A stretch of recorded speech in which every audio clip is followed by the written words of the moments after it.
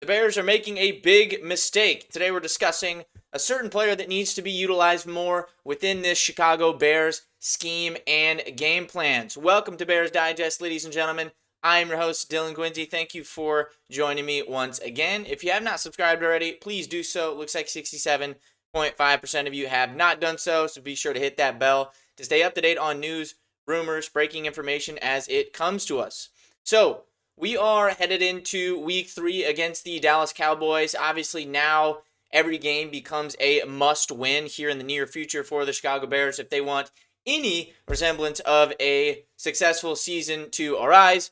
But what I wanted to discuss today is a certain player and maybe certain position group that is not being utilized near enough in this Chicago Bears offense.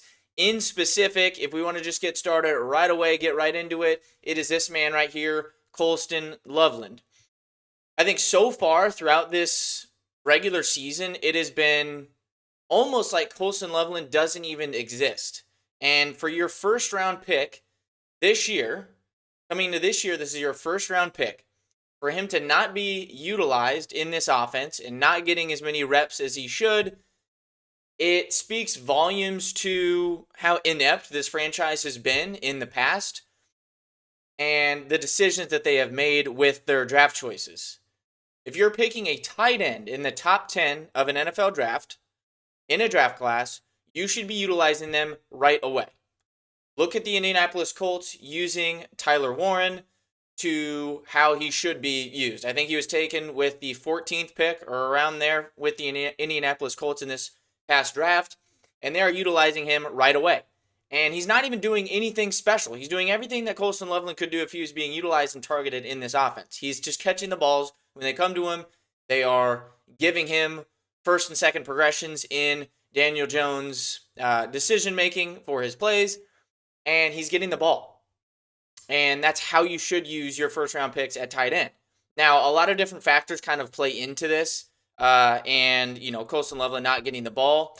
The first thing I would probably cover is Ben not utilizing 12 personnel as much as he said he was at the start. Therefore, Colston Loveland not being in and Cole Kmet is going to be that first guy out there when they're in 11 personnel, which means just one tight end. So essentially, Cole Kmet is the starter, so he's going to be out there in those reps. So that's the first thing that comes to mind to me. The second thing that comes to mind is Caleb not liking the tight ends and not liking throwing to the tight ends.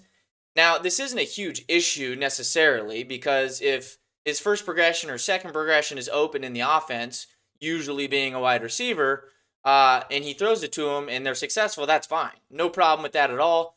But it seems to kind of be a trend now that we're seeing that Caleb doesn't really like or doesn't feel very comfortable throwing to the tight ends often, and that is between Colston Loveland and Cole Kmet, and dating back to last year in Caleb's rookie year, Cole Kmet had his worst statistical season yet, and that was really no fault of him. It's more so the usage in the offense, and then Caleb not really feeling comfortable throwing to the tight ends for whatever reason.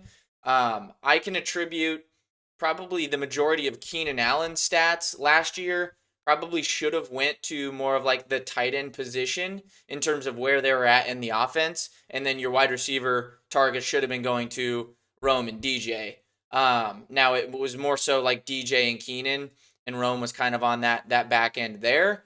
But it just seems like within the structure of an offense, Caleb doesn't really like throwing to the tight end too much, and that needs to change quick if Colston Loveland is going to be worth it at that number 10 pick.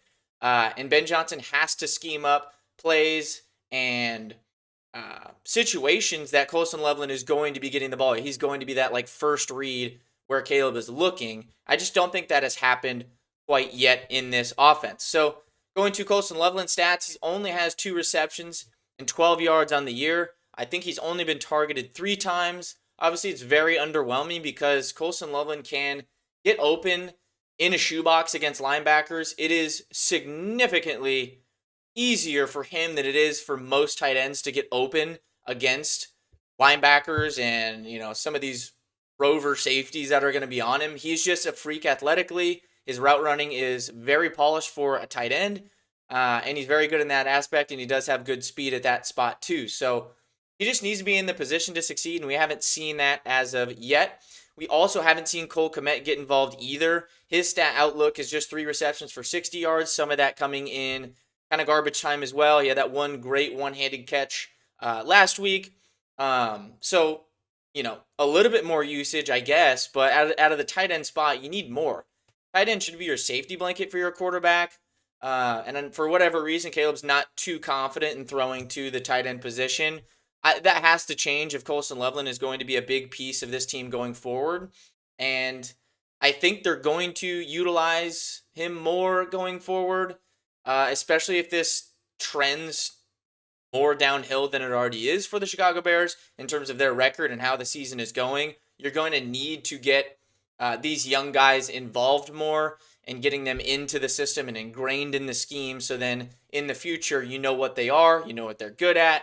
They've had those valuable reps with the first team in regular season games against starters in high leverage moments. So you're going to need that at some point. So I do expect them to do that, especially if the Bears continue losing games. So on that note there, on that topic, this tweet there yesterday from Sean Hammond from Ben Johnson's press conference, he had mentioned that Ben Johnson said the Bears want to get more packages for Luther Burden III.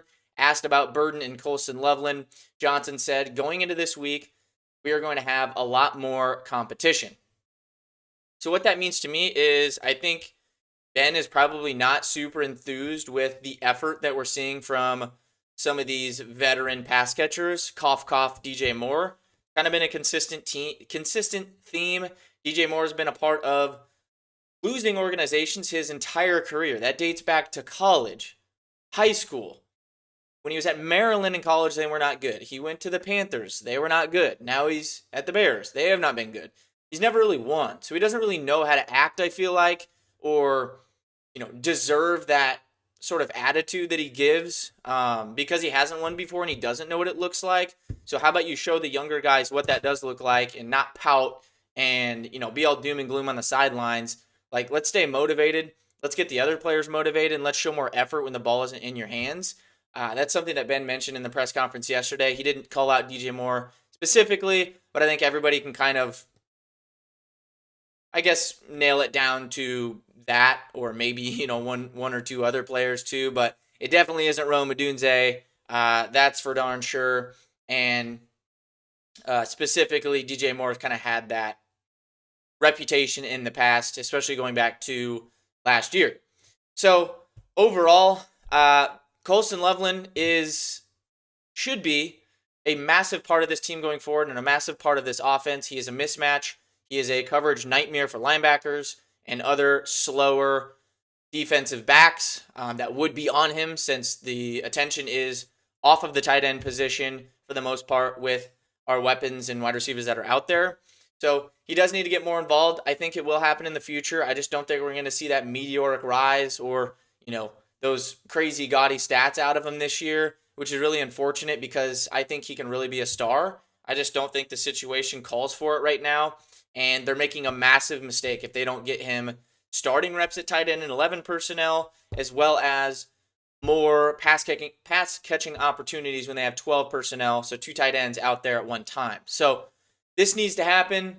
Colston Loveland needs to be a big part of this team going forward, especially if we're going to need some money here in the future.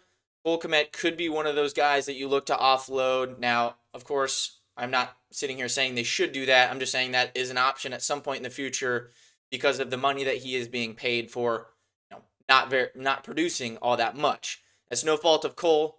It's more so just the situation and the system that he is in and everything that has been put in front of him. So Colston Loveland needs to be involved going forward. We'll see how that pans out here in week 3 against the Cowboys, if at all. And they'd be making a big mistake to not throw him in there. So we'll stay tuned and up to date on that. We'll be back here shortly with some injury reports and different things as they come out going into the Cowboys game on Sunday at 3:25.